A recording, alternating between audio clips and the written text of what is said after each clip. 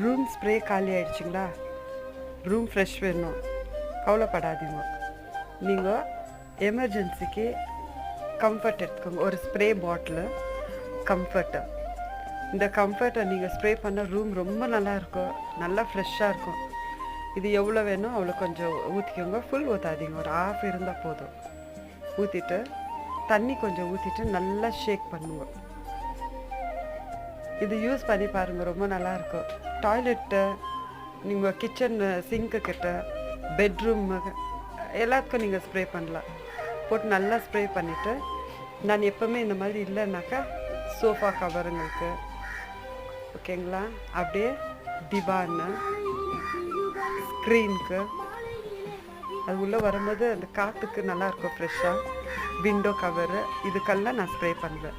நீங்கள் இதை ட்ரை பண்ணுங்க, நல்லாயிருக்கும்.